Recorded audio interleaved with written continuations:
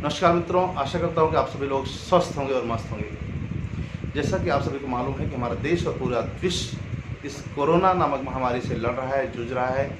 और हमारे देश के माननीय प्रधानमंत्री जी ने अभी जो लॉकडाउन पीरियड है उसको 3 मई तक बढ़ा दिया है। फ्रेंड्स, आप सभी को मालूम है कि ये लॉकडाउन का पीरियड या सोशल डिस्टेंसिंग का जो भी फार्मूला है कितना ज़्यादा अहम है हम सभी के लिए। आप America, Italy, Spain, UK, Germany आदि देशों से सीख सकते हैं। वहाँ के जो आंकड़े हमें दिखा रहे हैं कि कितना भयानक वहाँ परिस्थिति है, और अगर ऐसी स्थिति भारत में आएगी तो इसका जो परिणाम होगा वो बहुत ही भयानक होगा, हम कल्पना भी नहीं कर सकते हैं। आज मैं आप सभी से 7 मुद्दों पर बात करना चाहूँगा। ये हमारे लिए बहुत ही इम्पोर्टेंट है और हम सभी को इसे फॉलो करना चाहिए, ऐसा मैं मानता हूँ। नंबर 1 है कि हम सभी को सोशल डिस्टेंसिंग और लॉकडाउन को या भी गवर्नमेंट की जो भी इंस्ट्रक्शन है उनको पूर्ण रूप से फॉलो करना चाहिए।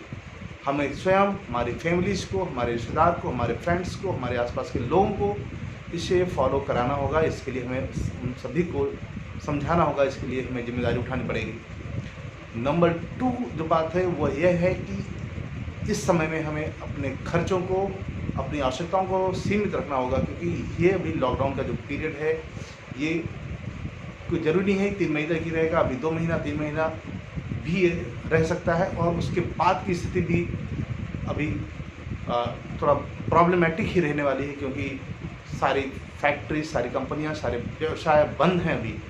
तो इनकम ना तो किसी को जनरेट हो पा रही है, और जो भी जॉब कर रहे हैं उन लोगों के पास भी इनकम कहाँ से आएगी। तो अभी पैसे 3 महीना तो ये, और 2-3 महीना और इनको भी रूटीन में आने में लग जाएगा। तो ये हमें करीब 5-6 महीने अभी काफ़ी क्रूशियल हैं।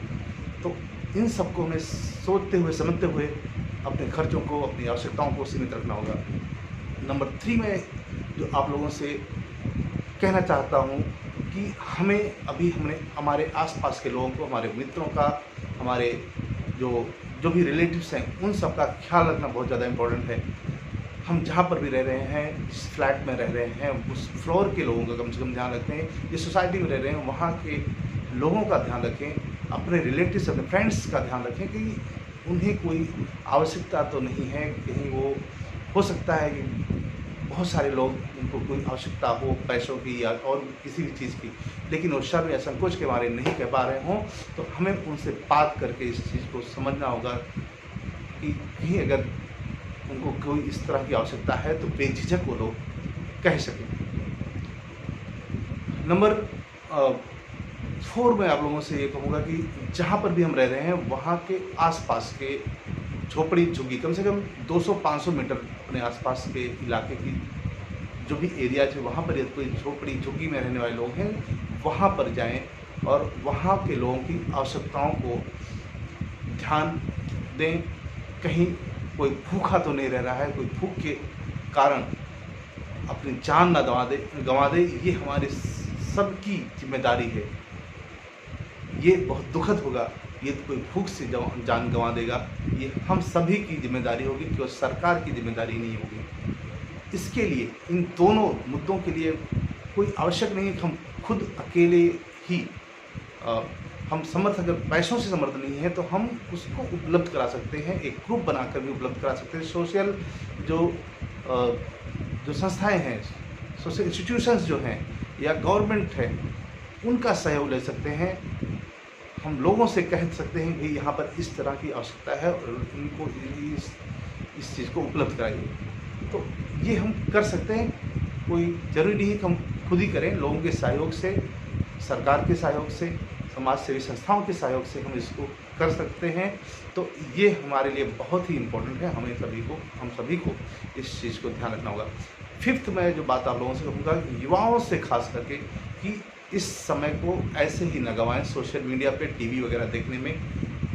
इस पीरियड में आप कुछ अच्छी बुक्स पढ़ सकते हैं, कुछ नया सीख सकते हैं। आपके अंदर कोई टैलेंट है तो उसको और निखार सकते हैं। आप यूट्यूब पे जाके आप कुछ नया सीखिए। बहुत सारी जो वेबसाइट्स हैं वहाँ पर आप जाकर कुछ सीख सकते हैं। अपने लक्ष्य को सोचिए और यदि कोई बिजनेसमैन आप हैं तो आप आगे कैसे अपने आप को डेवलप करेंगे उसके बारे में योजनाएं बना सकते हैं, कुछ नया सीख सकते हैं। इस पीरियड को हम सभी को पॉजिटिव लाना होगा, कुछ नया सीख कर, कुछ नया करके। सिक्स्थ जो मैं बात आप लोगों से कहूँगा कि इस समय के दौरान हमें खुद भी पॉजिटिव रहना है और हमारे आसपास के लोगों को भी पॉजिटिव रखना होगा। ये समय है, जस्ट निकल जाएगा। जो भी पीरियड है हमें इसको सामना करना है।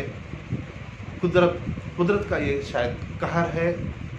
हम लोग कुछ ज़्यादा अति कर दिए थे, तो शायद कुदरत ने कहा कि आप लोग भले प्रयास कर रहे हैं, जो पोल्यूशन बढ़ जा रहा है, नदियाँ गंदी उड़ रही थी, तो उन्होंने कहा कि आप नहीं कर पा रहे हैं, चलो मैं स्वयं ही इसका रास्ता ढूंढ लेती हूँ। और आज आप देख सकते हैं कि जो भी सिटीज़ काफ़ी पोल्यूटेड थी वहाँ पर पोल्यूशन का स्तर कम हो गया है, नदियाँ शुद्ध हो रही हैं।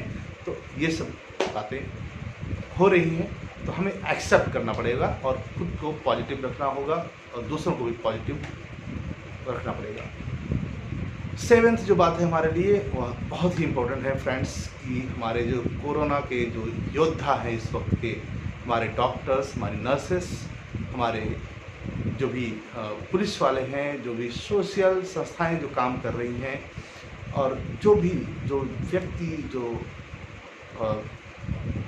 बिजनेसेस जो हैं, जो हमें सुविधाएं उपलब्ध करा रहे हैं, उनका हमें कहीं कहीं ग्रेटिट्यूड बताना होगा कि वो लोग इस समय, हम लोग घर में बैठे हैं और वो अपने परिवार को त्याग कर, अपने स्वास्थ्य को रिस्क में लेकर हमारे लिए काम कर रहे हैं। तो हम उनके बहुत बहुत आभारी हैं और इन सातों मुद्दों पर आप सबको सोचने की ज़रूरत है।